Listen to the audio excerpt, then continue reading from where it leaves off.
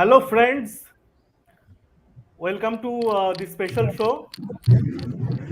Today is an eventful day. Uh, Midterm results are out in the oldest democracy of the world, and world's youngest billionaire just lost his fortune overnight, and the world's largest social media network just fired 13% of their workforce. What an eventful day till now. Well, to make this day a little more eventful, we are bringing to you two great guys. First of all, let me introduce you to our moderator of this show, Adihant Kothari, who is from NASSCOM.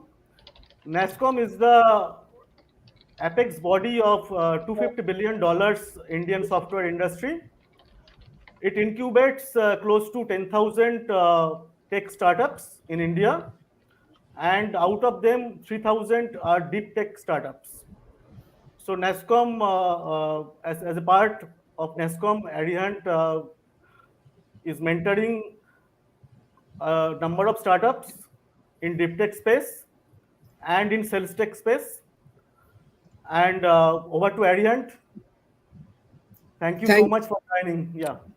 Yeah. thank you, Jay. So it gives me immense pleasure to host this session at such a eventful day as you have mentioned, and with such a relevant topic in terms of the cold email dead. So whether cold email still works or doesn't work, we'll see as the discussion flows. So, in terms of how the spam filters and the other domain authorities are downgrading it, and still like in terms of most relevant content and in form of perhaps no limitations and in terms of pictures or words or this thing or whatsoever, you can express yourself better by email. So we certainly would want cold emails to work. And so so let me welcome the speakers on the show. uh, Eric Novolosky. Eric is the Chief Growth Officer at Clay, the world's most innovative prospecting platform. An exceptional growth hacker, Eric has reinvented outbound sales by integrating tech, creativity, and sales acumen. He started his online sales academy, Growth Engine X, in 2021 to educate salespeople around the globe. Eric, welcome to the show. Thanks for having me. I appreciate it. Yeah.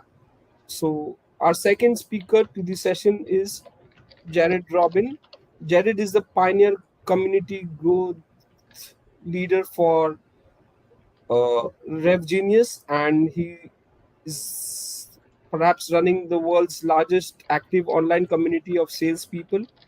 He's also the chief evangelist of Humantic.ai. Jared, welcome to the show. I am so hyped to be here. By the way, Rev Genius is hiring 15%. Oh wow, that's a great news. It's not quite the same numbers as Meta, but the percentages are there. Are there for sure? Yeah, you got the They're fun. Right, It might actually be 20% to tell you the truth. Yeah. And how crazy is it that not only is all this happening, Accenture India fired people with fake letters and fake whatever that probably have been in that company for a while to mask the layoffs.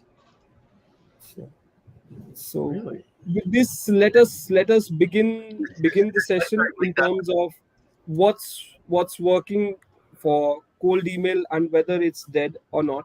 So to begin the session and to lay the context, maybe like we'll start with Eric, and in terms of some of the prevalent practices that you still see in cold emails, or how has it come up with time? So any 2 3 good practices that you saw in the recent 2 3 months or maybe a year down the line? Uh, so if I'm going to say first things first. One, it depends on who you're targeting, right? Overall, it matters more about that.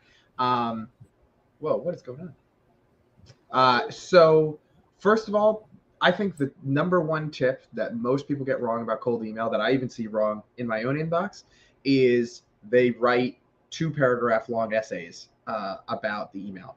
They don't understand that emails should be as close to tweets as possible, and they just go way too long. So if I were coaching anybody on cold email, the first thing I always talk to them about is just keeping the messaging brief. And then there's just a framework that works really well. Just, intro, a little bit more explanation about how you help people, case study / social proof, and then interest-based call to action is the basic framework that everyone can basically apply to any of their businesses. And then from there, I always go to, all right, what kind of list are you building? What can we say to these people that's relevant?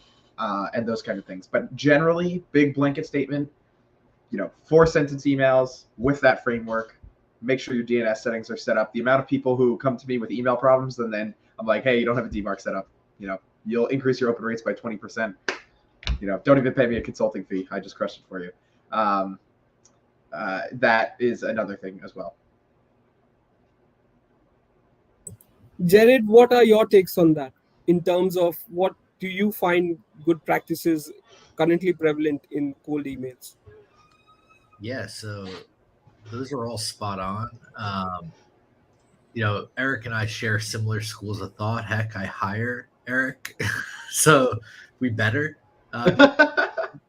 Full disclosure, but something what shouldn't be looked down upon or shouldn't be taken for granted is how relevant the people are that you're reaching out to, and how warm they are to you. Right? Like, yes, it might take a little extra legwork to actually connect with somebody on LinkedIn or actually draw some commonalities with them and things to that effect. But how warm they are to you, but also how warm they are to being relevant for right now. And that's a big thing, right? Like, relevancy isn't just a certain size, a certain geography, a certain amount of employees.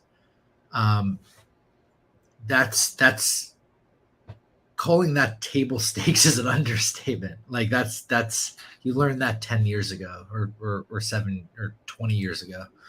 But understanding who's relevant to you right now, like who showed a level of intent or who had an action taken. Action could be hiring, an action could be they just hired or they're going to hire, they just raised funding, or they made it announced in some dark social room that they are looking for funding.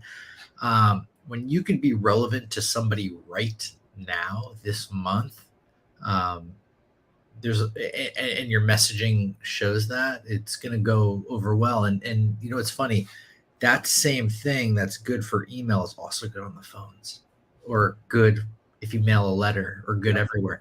People don't change no matter what network they're in. It's the same fucking person. Realize that. Hit them the same way. Like the best is the cold calls where people spend like the first 30 seconds asking if they get to spend 30 seconds. Like, hey, you don't know me. I know. And this is a cold call. And I might have came from here and here, but can I tell you why, just a little bit really quickly, sort of fast, why I'm calling you today? Like today. But that is also with email, right? Concise. Eric said 4 lines. If you make it 2 and you hit all of that, even better. Yeah, that's absolutely true. Yeah. Today, I don't care why you're calling. Just tell me. I don't even care what your name is. How can you help me today? So you've brought in a very relevant point, Jed. It's all about relevancy in terms of whether it's your interest, whether what you'll buy next, whether what you'll do next. So, and whether why do you want to speak to me? So that currently is. So is there a set of formula in terms of how you relate to with the vast amount of data available? Is there a set of formula that you can identify a pattern about relevancy, or like you certainly do a mix or a match? How if you were given the test of relevancy for your data sets, how would you go about, say, for a sample size of 100? Yeah, so that's a great question. So there's two levels to this. There's what generally works across the board. Hiring is a great thing that generally works across the board, but there's also knowing your space, right? There's knowing your space. If you're in a space that you're competing against Facebook, who just laid off 13% of their sales force, maybe you want to go after their clients harder because they might be a little more susceptible to bad service or something, in this hard time, for instance.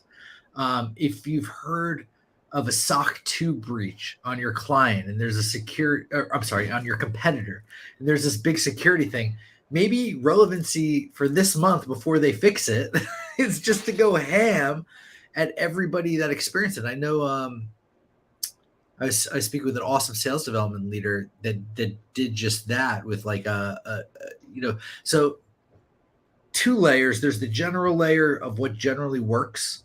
Somebody just got hired. Hey, somebody just raised funding. Teams that pass the 10 sales rep mold tend to need A, B, and C that they didn't need before. Those are great. But where you really get that sauce, the sauce, is when you're hyper relevant based on what's happening in your space right now and you're targeting on that. That's the sauce. Everything else, that next level, is what the best do.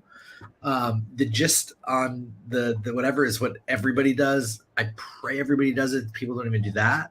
The sauce is like understanding what's going on this month in their space and targeting based on that. And like is that just a technographics report that you pull? Like Salesforce, I know that Salesforce stopped giving account managers to companies that do under $1 million in revenue. I'm going to just go, for instance, right, Eric? Like, look at his eyes open up. If he found that out and he had Pipedrive as a client or HubSpot as a client, he would have went ham towards that. Like, hey, how are you doing? Like, you could literally just write like, hey, I heard you might not have the support you have. Want to chat?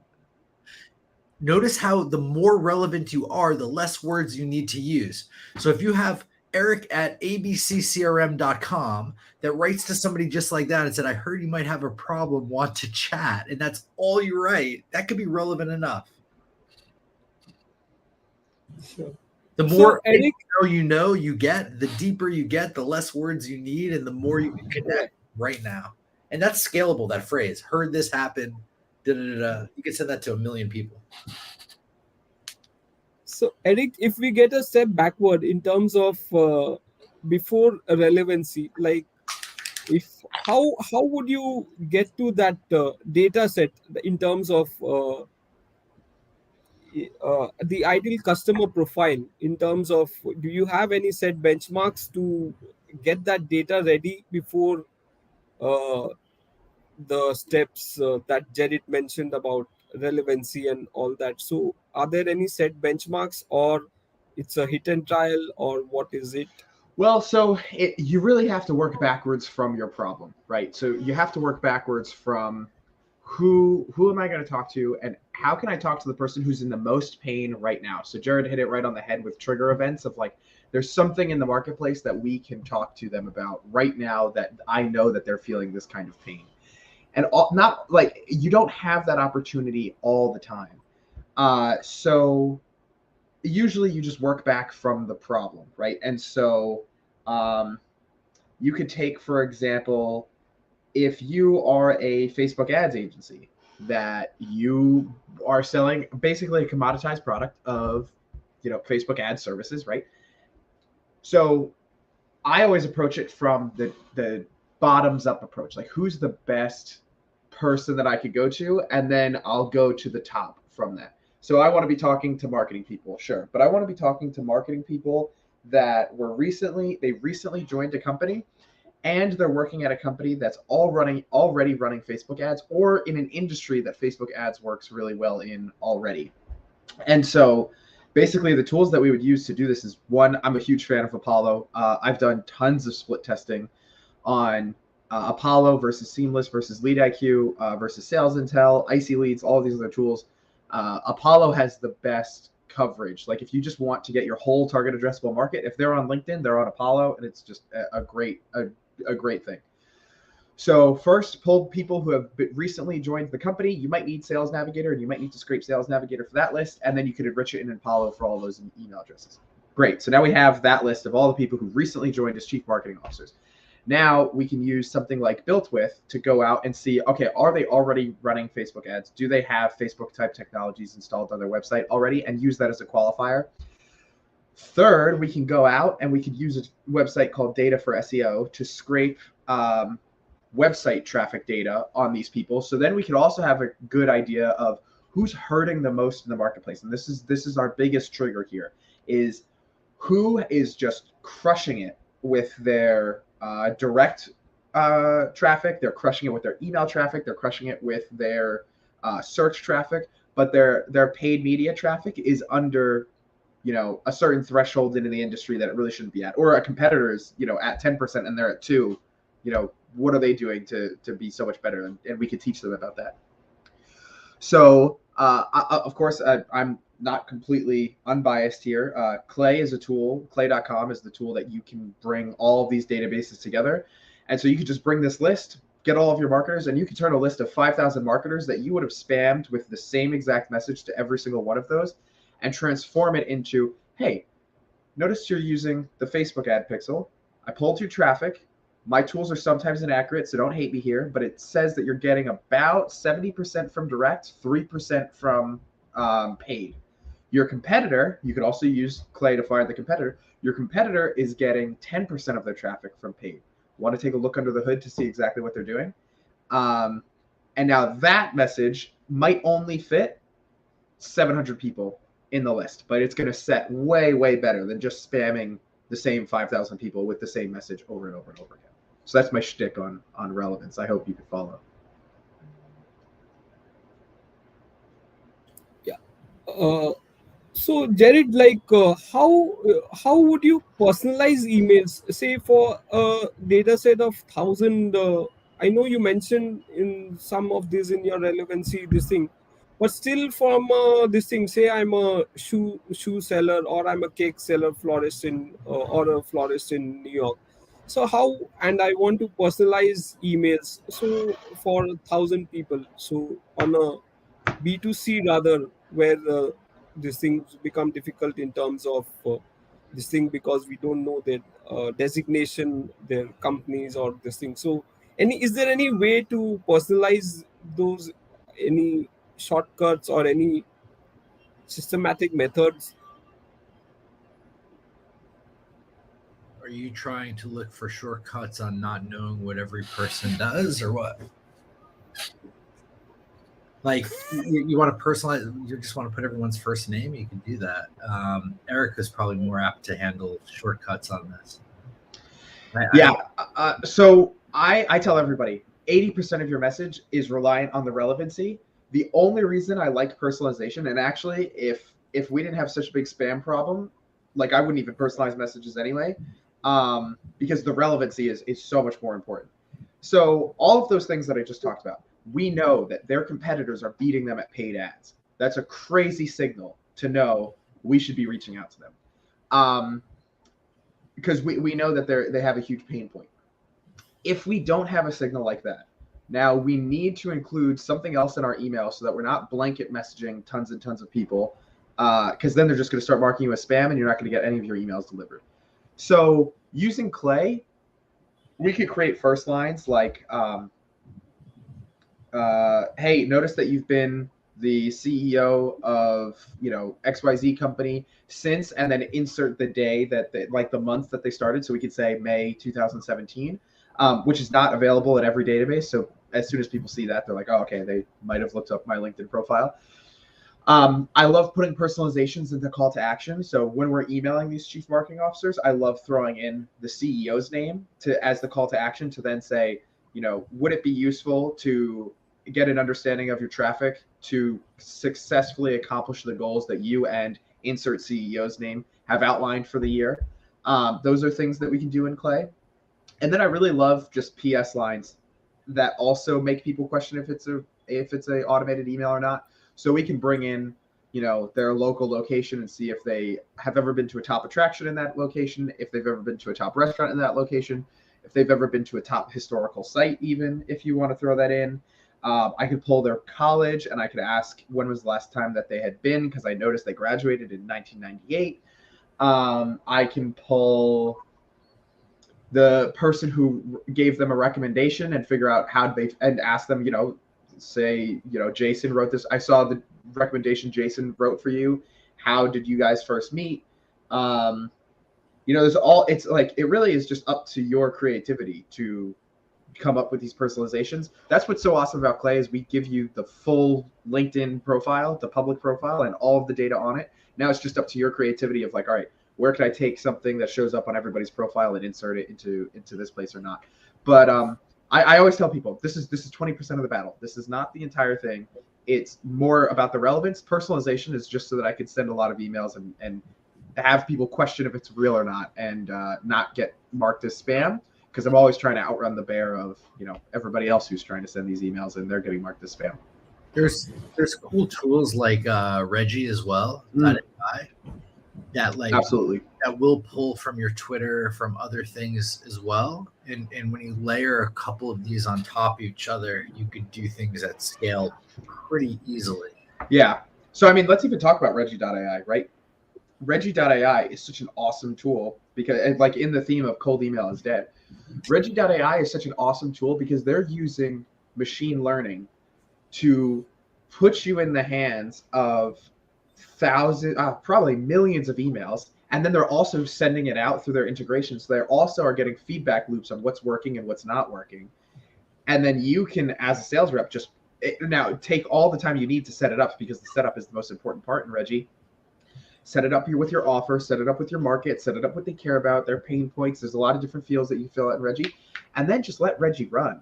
And I've spoken with some copywriters, CB Copywriting on Twitter, and they were like, Reggie's actually great. Like these people have made millions of dollars with their copywriting, and they are like, yeah, Reggie's basically writing the same thing I would have. And it's because they're using that machine learning and just taking what's working and just putting it in front of the sales rep. So, there's so many tools to improve all of this, 100%. And then one thing cool as well is, to build a slight bit of relevancy, but blast personalization. Let's say you went to like a Justin Welsh post and you have an offer that's similar to that. It's find the influencers in your space that their commenters, their likers could potentially be your buyers. And you could just scrape their posts and just picture this slight bit of relevancy, scrape their post, throw it into Reggie. Yeah. And I saw you liked or commented. There's different lines for each on Justin Welsh's post. Did you know we have incredible solutions for solopreneurs that, kind of just do it as a side hustle? Wow, that's me. Yeah. So in your personal this thing, so we'll go with Jared first and then Eric. In terms of your marketing mix, how effective do you see email marketing?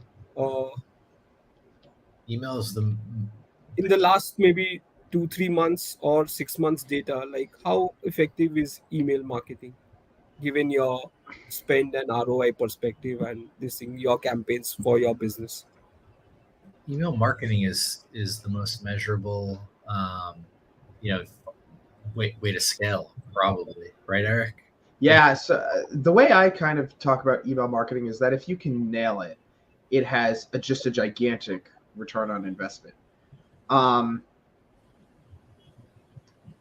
always also tell people it depends on your offer. Actually, it depends on your offer more than anything else, right?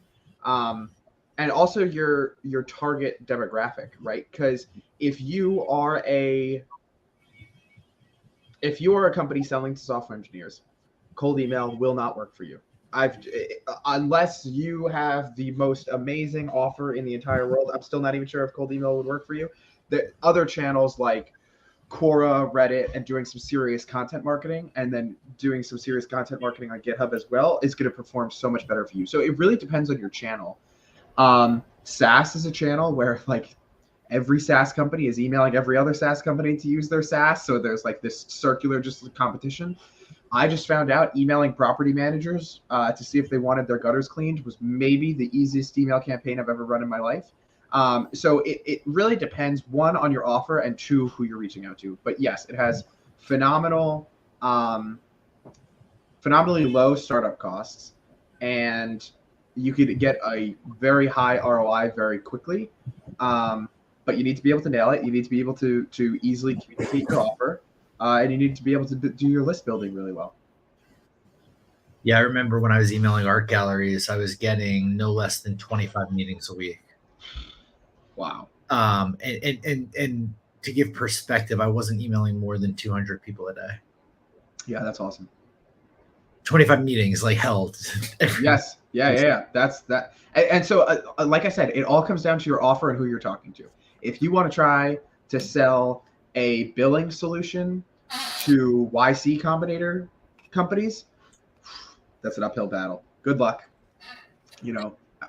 All the best to you. But that's going to be really, really tough. Sell,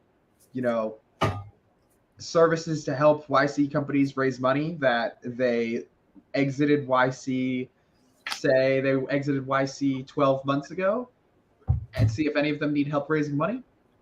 Better shot. The thing that gets lost, because people put email and they put outbound in a silo, is that strong organic will help all of your marketing channels. Let me repeat that just in case you didn't hear that. Strong organic will help all of your marketing channels. This is an objective fact. Okay. Nike versus the same Nike you've never heard of will have more opens. We'll have more. We'll have a better ROAS. Okay, there's across the board. Build your brand organically on social. All this, it will help. If you have a cold email, and Eric, I'm sure, gets one of these once in a while from somebody you've heard of, there's a significantly better chance you're going to open it. No matter what it says. So I want to put that out there because it's normally two different orgs that deal with both, yet it's all has the same demand gen benefits. I'm a strong believer, and I've seen brands on the paid side with ROAS. You can't get ROAS off the ground as fast without yet you'll see people go from 0 to 100 right quick. If Nike didn't have anything and they just launched an email campaign, you don't think they're going to be better than Joe's sneakers? Of course. Plus domain strength's not bad, right, Eric? Yeah. Pretty good. So But actually, anyone that goes together because organic, it comes in to to create that too. You probably have So any one of you can take that. Like in terms of how do you see the blend of social media and email marketing? Should we do it separately, or should we blend social media and email marketing? I mean, that's kind of interesting because we're both going to say yes. We're both huge social people. No, if I give you an industry, maybe it's a So you're saying a D2C brand or a D2C brand. So you're saying treat somebody in? Are we going to treat somebody in one network siloed from another? Okay. Is that what? For a D2C brand. Oh, D2C? I Okay. mean, you should build your list, but you need to have an awesome social presence. Like direct to consumer, like cold emailing, Right. don't do it. Just don't do it. It's really, really tough. It's not even. It's just really tough. I wouldn't do it. Just social, paid media, content marketing. That realm is going to have a higher return on investment for you for a direct to consumer type brand. Like Liquid Death is not going out and they did not cold email their way to $1 billion. They cold emailed their way to get distribution partners, and that's a great use for a direct to consumer brand. Cold emailing influencers, cold emailing podcasts, cold emailing distribution partners, cold emailing retail partners. But not for the end consumer. What does Liquid Death have that not Liquid Death have? It's fucking brand. Yeah. Brand crushes it. So I don't care about cold email and stuff. Like their brand. You know, actually, you're totally right. If Liquid Death were to cold email me right now and be like, "Hey, do you want a 36 pack?" Like, just throwing it out there. I do it. If Airbnb were to cold email you now, you having spent not $1 on the platform, not even having an account, or maybe have an account that's never been used, there's a better chance of you opening it than Joe's Travel. 100%. I'm just saying better, and actually, 100%. it's probably light years better, to tell you the truth. I was going to say exponentially better. 100%. Exponentially, to the point where Airbnb invested in brand more than some of the more performance stuff of late. And there's that article going around. I'm the biggest growth advocate. I'm the biggest demand gen advocate. But to be the biggest, I also need to call a spade and say brand is really damn important. Yeah, 100%. It is important in your cold emails too. That's why it gets me when somebody without a marketing push or marketing in general hire an SDR to cold email without a brand, period, and expect that person to succeed. That person better be a marketer as well, because otherwise you're in a lot of trouble.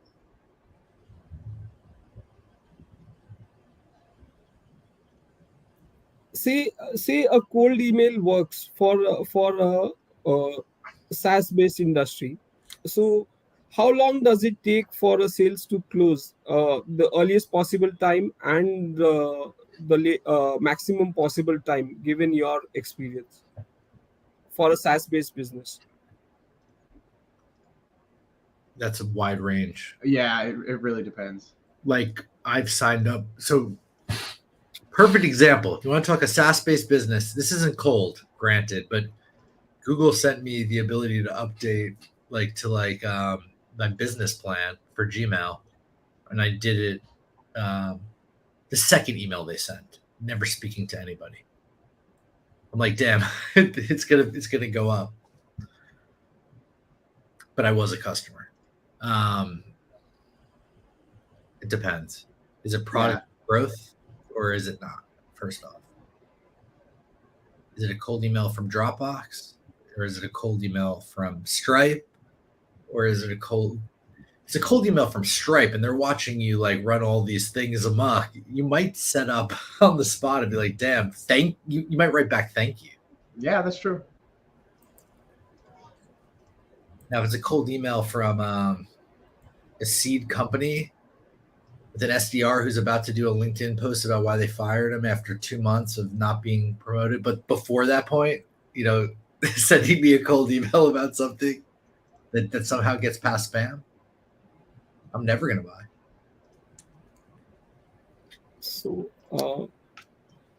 So Eric, you are on same lines of Jared in this.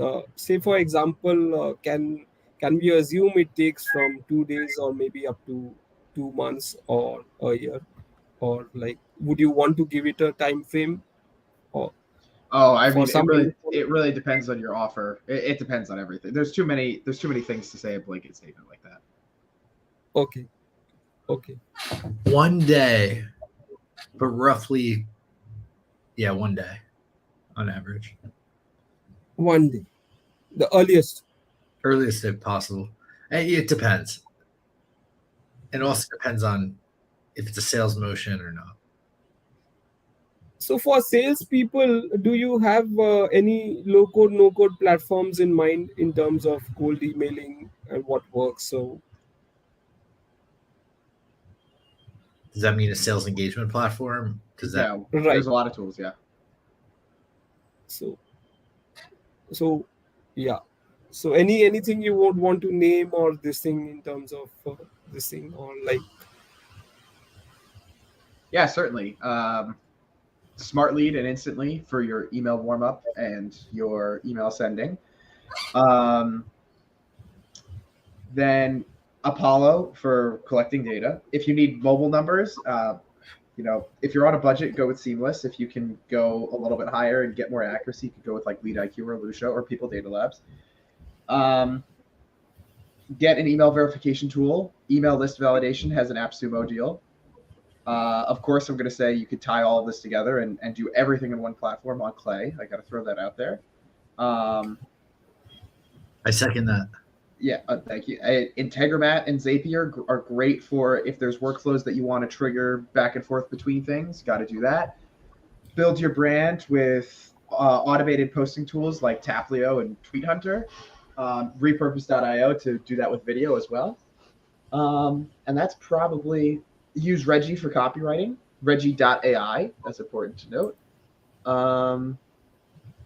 That would kind of be the stack that comes off the top of my head. Anything with you, Jared?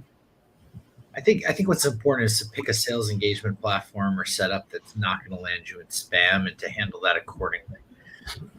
They're all one-off from one another. It's almost a commodity. It's the person behind it operating it that's the value add a lot of the times. You could use Outplay just as easily, but you need to play with, as Eric said, the DNS, the technical setup, and all of that to ensure that. Reggie at scale, full disclosure, I'm an advisor. Humantic's another good one. That's for like the full cycle. Humantic, like right before this, I saw, hold on. Maybe I didn't see yet. Let me pop up my Humantic is dead right now. Pardon me. I actually just got an email from Humantic if we're talking about the same one. Yeah, Humantic.ai. Yeah. So full disclosure, I'm an advisor there as well. I clearly love really good personalization and relevancy. Clay is spectacular. If you don't have Clay, you could use a Phantom Buster or Ample Market to pull from like posts, and you could just target people based on posts. And especially if you want to especially if you want to go all in on like the social brand and like and tie email to that a little closer. And Eric, we should probably like even experiment more on that, because I think for a certain type of person that's built their personal brand, that could potentially be the best because it's like, hey, what's up? I just saw you on this post from this person whose company I advise on LinkedIn. Awesome. Like wanted to reach out to A, B, C, or D. Yeah. But you just need a mechanism for sending that's not going to get you in spam. Yeah, exactly. You need to get data. If your data is bad, your numbers will be bad. Yep. And all of that. Seamless is great. Seamless is fine. I think I use Seamless mostly. Hi, Arihant, if you allow me, I will love to ask Jared and Eric a few questions. Sure. We might not have the right answers, but we will answer. Yeah. So, Jared and Eric, you both know about GPT-3, Yep. which is made by OpenAI.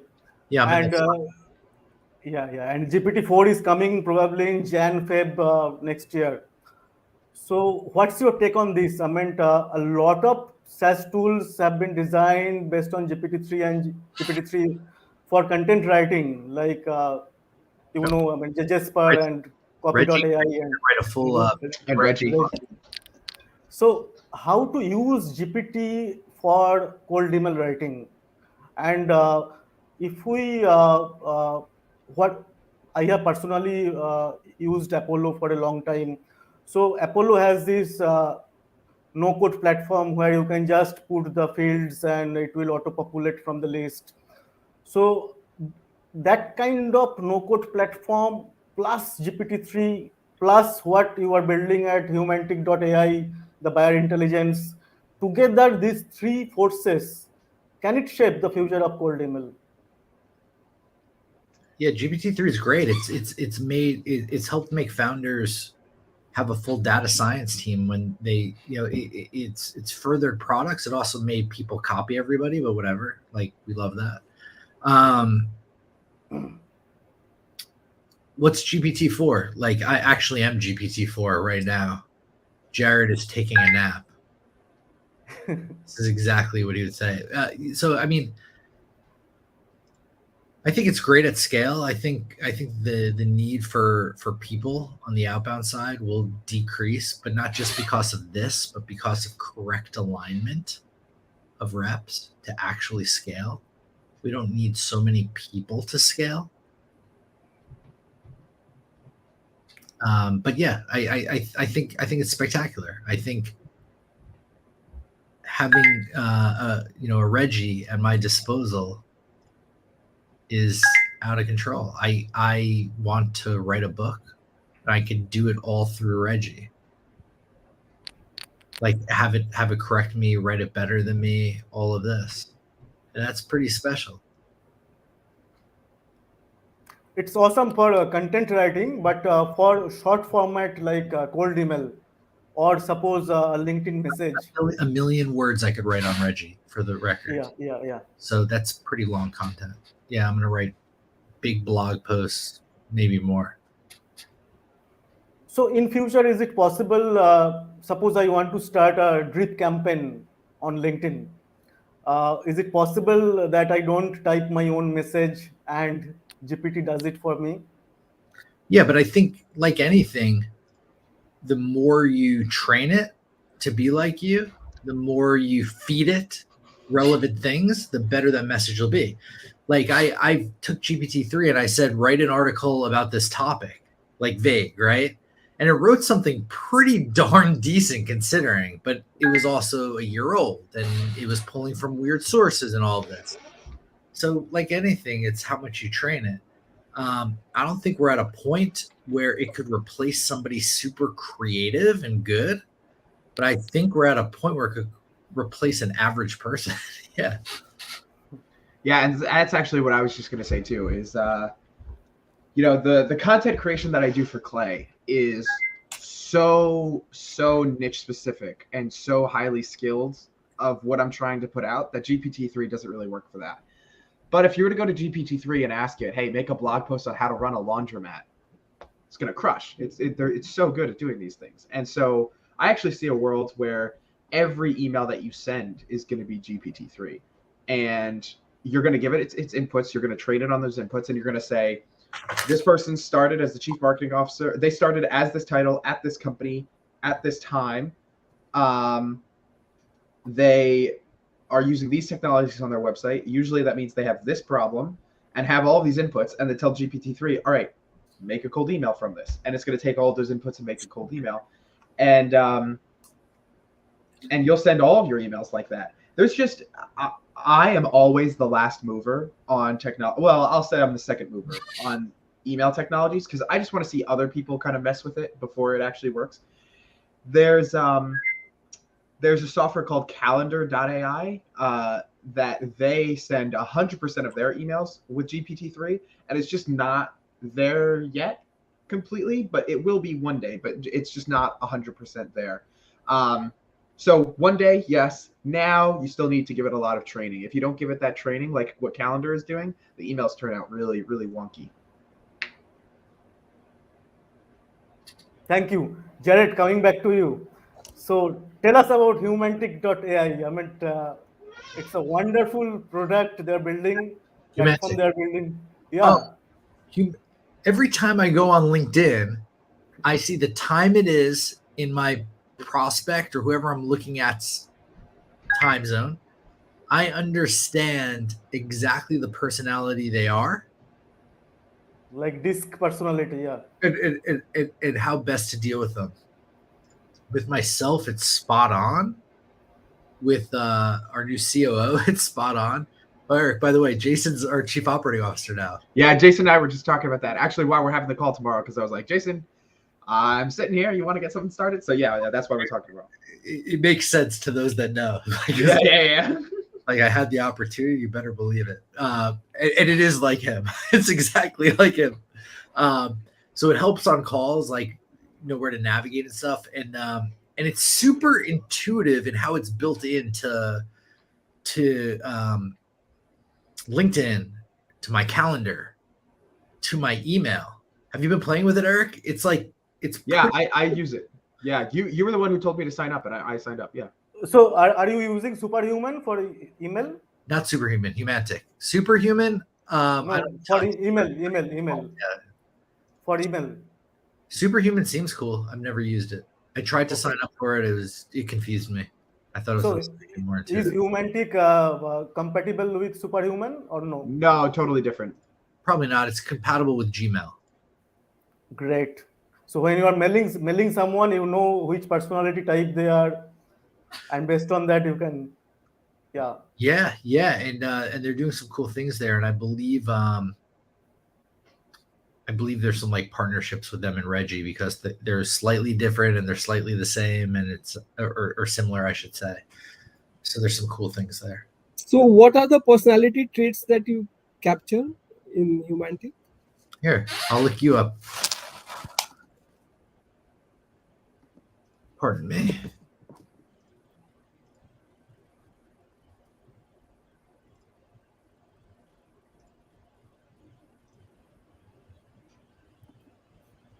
Yeah, so this is also good for reps when they're, doing their pre-call research. They could also just pull up Humantic, and it's just like, boom, I got everything that I need about this person. I know, their personality types, the way they, and what company they work for. All of those things as you're getting prepared for that meeting coming up. All right, hold on. Hang in with me. Jayabhrata's personality may take up to 30 seconds, so give me a sec. Keep talking.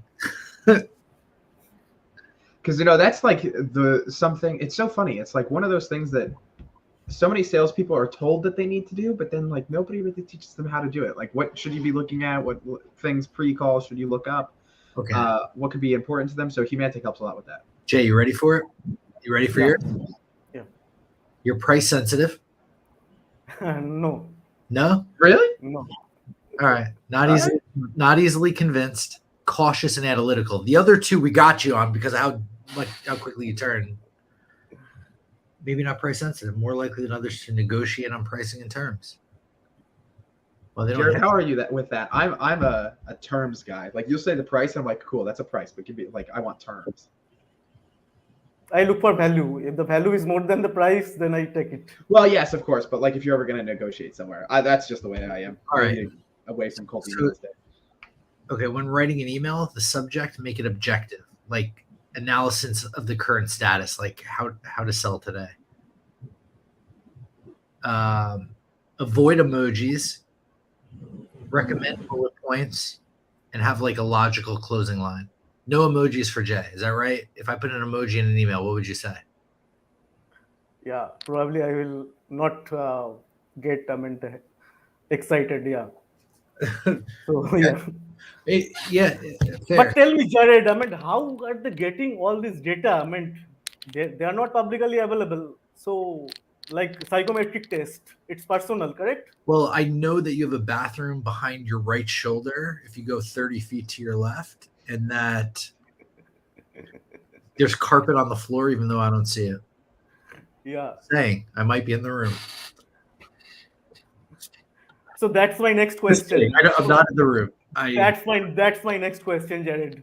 That how much personalization is good? Because if it is too much personalized, Oh yeah. People will get Research freaked the out. research shows it's like 20%. After 20%, you get a drop off of like how hard you're trying versus the return on investment that you're going to get. I had somebody, and it's got to be authentic personalization as well. Like, hey, I saw you did this. Like, Yeah. actually have a reason for that, or like a connection to that. Somebody sent me a GIF of Penn State Stadium erupting because I went to Penn State, right? Oh, that's cool. Yeah, it's pretty cool. I'm like, if this dude didn't go to Penn State himself, he's full of shit, and he didn't. If he went to Penn State, I would have been like, yeah, what's up? It's corny as hell, but like respect, appropriate. He went to Georgia. I'm like, get the fuck off my lawn. Get the fuck off my lawn. Like, really? Like, okay, I'm gonna just start going around and putting the stadium's emojis for people. Although, Eric, you should probably test it. It might work enough to do it. Yeah, maybe. Yeah. From a LinkedIn messaging standpoint. Yes. Yeah. Yeah. If he has the data, I'm willing to be proved wrong. For me, it didn't work. Yeah. We'll see. We'll see. So Eric, I have one question I for don't know. you. I don't know where they get the data from. They get it though, and that's pretty cool. Nobody tells where they get data from. Well, I'm sure it's a legal way. Of course, they have a very good legal team. I have seen that. So, Eric, question to you. I meant, suppose we are doing a sequence, and we are sending to say 5,000 people. So, will you also target them on social media, like through retargeting? Suppose you are sending an email, so that person will see your ad on LinkedIn or your promotion on Facebook or Twitter. So knock, knock, knock till you get a response like that. Yeah. I mean, sure, if you have the budget to do it, just like what Jared was saying before, like if they could see your things in more places, then all the better, right? Like ClickUp was doing a huge influencer marketing thing, and then they've bought every billboard in every airport that you can imagine, and then they have billboards all around like major cities. So yeah, 100% that's going to help. It's just do you have the budget to be able to thread all of those messages through? Great. So my last question to both of you, Arihant has some questions too. That you have built great products like Regi or Clay. RevGenius is a community, not a product. So going forward for a new SaaS product to scale, how important is to build a community? And is it possible for every SaaS product to build a community? I think no. Only few people can do that. I mean, you need some gifts to do that. Special this gifts. Jared's literal Jared's gift, so literal so, gift. yeah. He's a Superman. Community without gifts. There's many people that have tried. Come at it. Nobody succeeded. Yeah. You need a community. Is that part of your demand gen strategy? Don't start one. If you're creating a community and your sole purpose is to sell somebody on your product, get off my lawn. And that's what they'll say. But then we hear this. That's not it. Shut the fuck up. It is like you just asking the question like that. Like, don't build a community, Jay. I'm telling you. Like, unless you're honestly gonna help somebody, like you're just trying to sell them something. Like there are so many Facebook groups where if you post anything, the moderator will say no promotion, but they are promoting themselves. Yeah. So yeah. The irony is present. Don't worry. But like,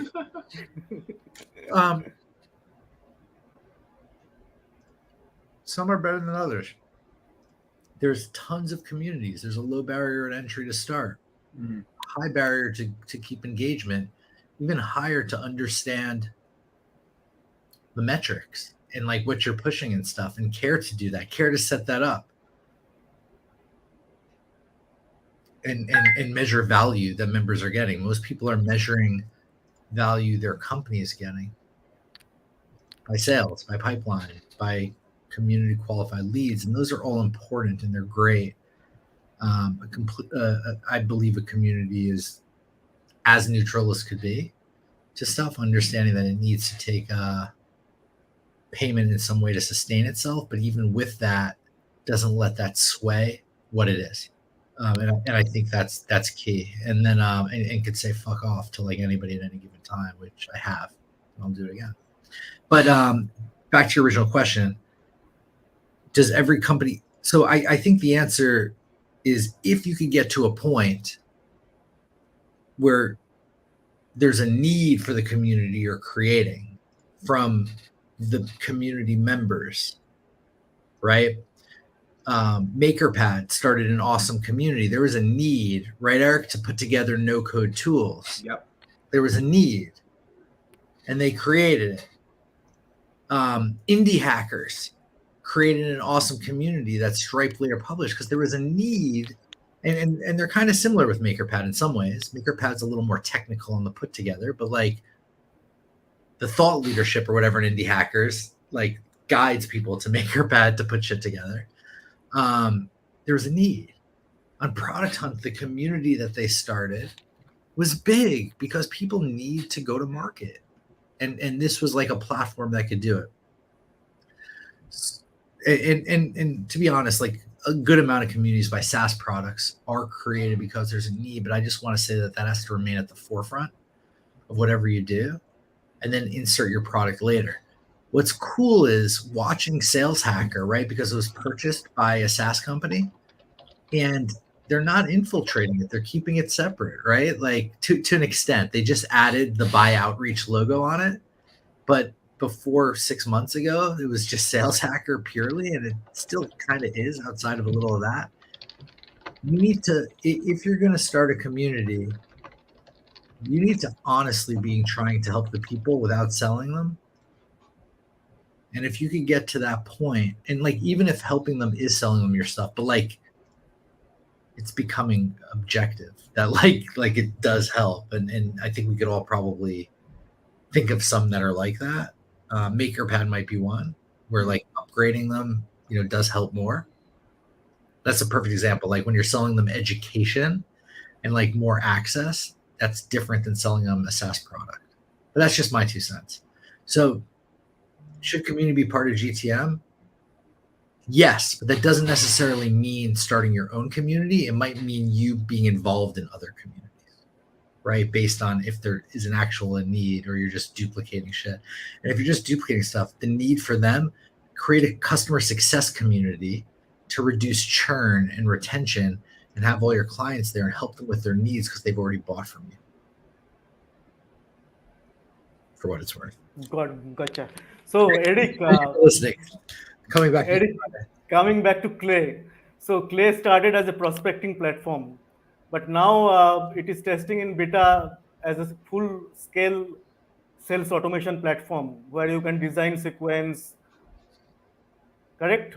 You are piloting that part of your platform. So yes, essentially, yeah, because it connects with Outreach and SalesLoft and all those things. But mostly what we're focused on is being able to let people do a self-serve on the company to person enrichment. So right now, if you bring a list, it's the best tool in the world. But if you want to source a list, it's probably our weakest thing. So that's mostly what we're working on. But yeah, absolutely. So you are you are competing against Apollo. No, I think Apollo should jump on board and do this with us a little bit more. I love Apollo and I love the people at Apollo. Shout out to Jennifer. She's awesome. Yeah. But no, so Apollo will always be that database of you need a huge list, go for it, go over there. But Clay is more of, okay, you got the list from Apollo. Now what are you going to say to these people and enrich your databases that way? So yeah. So right now we are using Apollo and then Neverbounce to verify the email. So when Clay will start its this automation platform, so there can the emails be verified, or yes, again we have to go to Neverbounce? Yeah. No. You can verify them straight inside the platform. Yeah. That's good. That's cool. Yeah. Yeah, absolutely. Apollo doesn't have it. Every time I have to go to Neverbounce to check the emails. Yeah, I know. And most of the emails are shit. Yeah. Even it said verified, but they are not. Yeah. Correct. No, I know. Yeah. Yeah. All right. So this was great, guys. I actually have to jump to another call, but sure. So next time we will talk more about Humantic, probably. Jared, amazing. Thank you so much. Yeah, we could talk all about Humantic, and frankly, happy to have the Humantic founder and also the I say Rocco, the Reggie head of growth on. If you want to keep chatting personalization, I'm sure that they'd be happy to just wrap and go in depth there. For sure. All right. We will take a subscription soon. Bye. Thank you so much. Bye, everyone. Have a great day. Thank you. Bye. Bye.